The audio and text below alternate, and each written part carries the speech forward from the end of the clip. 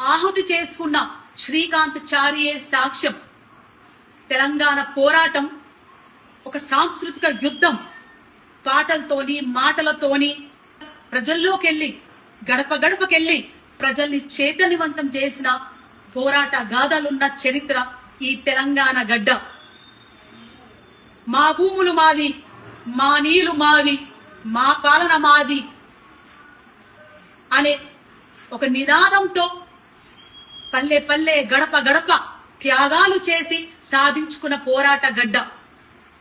తొలి దశ తెలంగాణ పోరాటంలో 2000 పైన అమరులయ్యారు. అది ఆన్ రికార్డ్. కానీ ఎంతో మంది అడవిలో అన్నలు తెలంగాణ కోసం సపోర్ట్ చేస్తూ వాళ్ళని ఎన్కౌంటర్ చేయించబడ్డారు. అట్లాగే మలిదశ తెలంగాణ ఉద్యమంలో ఎంతో మంది విద్యార్థులు 1200 మంది విద్యార్థులు అమరులయ్యారు.